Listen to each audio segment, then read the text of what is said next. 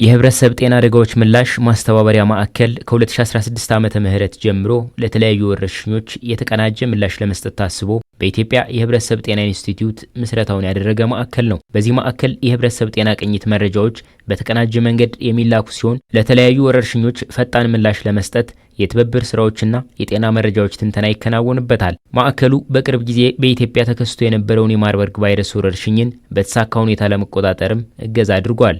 የተለያዩ ወረርሽኞችን ምላሽ የሚሰጥበት የቅንጅት ስራዎች የሚሰሩበት ሴንተር ወይም ማዕከል ነው ማለት ነው።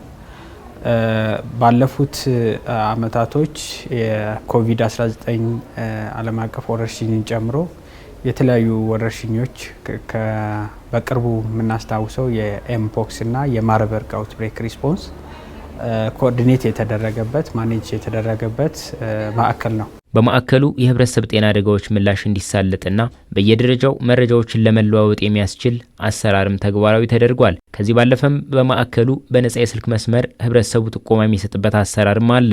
ይሄ የህብረተሰብ ጤና አደጋዎች ምላሽ ማስተባበሪያ ማዕከል ከኢትዮጵያ አልፎ ለሌሎች የአፍሪካ ሀገራት ምሳሌ የሚሆን ነው። እስከታች ድረስ ሲስተም ዘርግቶ ኢንፎርሜሽን እና ሪሶርስን ማኔጅ የምናደርግበት ነው። በዚህም የምታዩቸው ፕላትፎርሞች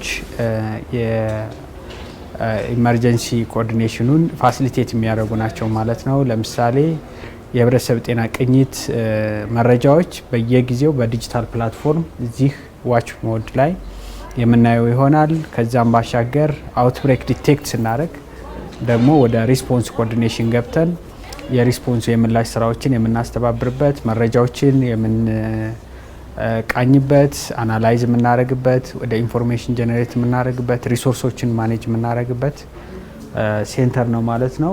ወረቀት አልባ የህብረተሰብ ጤና አደጋዎች ምላሽ ማስተባበሪያ ማዕከሉ አስፈላጊ ግብአቶችም የተሟሉለት ሲሆን በክልል ደረጃ ያሉትን የቁጥጥር ማዕከላትም ለማጠናከር ጠቃሚ ነው። በተለይም በድንበር ተሻጋሪ የጤና ቁጥጥር መሰረት በየብስ መውጫና መግቢያ ኬላዎች እንዲሁም በዓለም አቀፍ አውሮፕላን ማረፊያዎች የበሽታ ቅኝትና የልየታ ስራዎችም በተቋሙ ይከናወናሉ። በማዕከሉ በተለያየ ዘርፍ የሰለጠነ አስፈላጊውን ምላሽ የሚሰጥ ብቁ የሰው ኃይልም 24 ሰዓት አገልግሎት እየሰጠ ይገኛል። ይሄም የሚፈለገውን ውጤት ለማምጣት አቅም የሚፈጥር ነው።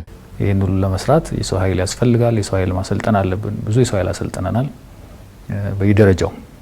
በየደረጃው ከሄልዝ ኤክስቴንሽን ጀምሮ እስከ ናሽናል እስካለው ሰው ድረስ አሰልጥነናል።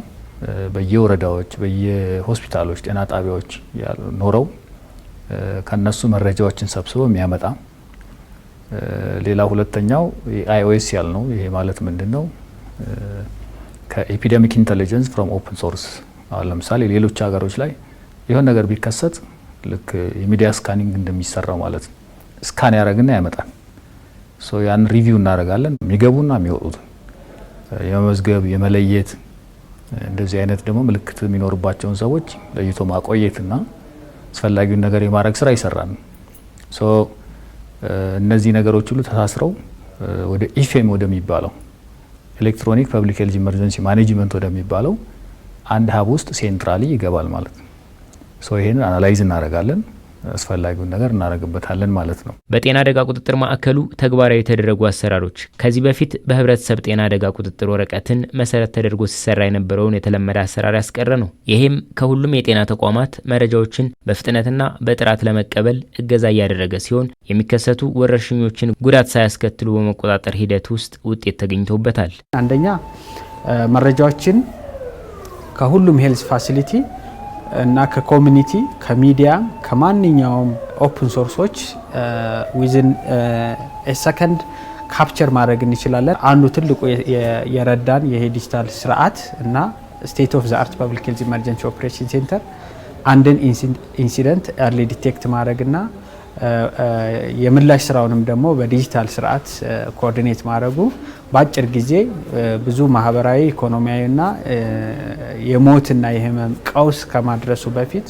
ዊዝን ሾርት ፔሪየድ ኮንትሮል ለማድረግ ትልቅ አስተዋጽኦ ረድቶናል። የኢምፖክስ የሪሰንትሊ የኮሌራ የማርበርግ አውትብሬክ ሪስፖንስም እንደ ማሳያ መቆጠር እንችላለን። በኢትዮጵያ የሚያጋጥሙ የህብረተሰብ ጤና አደጋዎች በሳይንሳዊና በተደራጀ መንገድ ምላሽ እንዲያገኙ እንዲሁም ዘመናዊ የጤና ስርዓት ለመዘርጋት የሚደረገውን ጥረት ወደ ላቀ ደረጃ የሚያሻግር ማዕከል እንደሆነ ይታመናል። የተቀናጀ አመራርና ውሳኔ ለመስጠትም አስፈላጊ በመሆኑ አሰራሩን በሁሉም ክልሎች ተግባራዊ ማድረግ እቅድም ተይዟል። አስፈላጊ ሆኖ ሲገኝ በየጊዜው በጥብቅ ክትትል የሚሰሩ ስራዎች አሉ። እንደዚህ ሁሉ ዲጂታላይዝድ ሆኖ መረጃዎች አንድ ላይ ተሰብስበው ለውሳኔም በሚመች ሁኔታ መረጃ ተንትኖም አስፈላጊውን እቅድ እንዲሁም ደግሞ ግብአት በማዘጋጀት ቀድሞ ለመዘጋጀት ምላሽ ለመስጠት የሚያስችሉ የተለያዩ ከዚህ በፊት ተበታትነው የነበሩ የሪፖርት የማድረግ የምላሽ ስርዓቶችን ወደ አንድ ሰብስቦ ለውሳኔ ሰጪ አካላትም በየደረጃ ላለው አመራር በተደራጀና በተቀናጀ ሁኔታ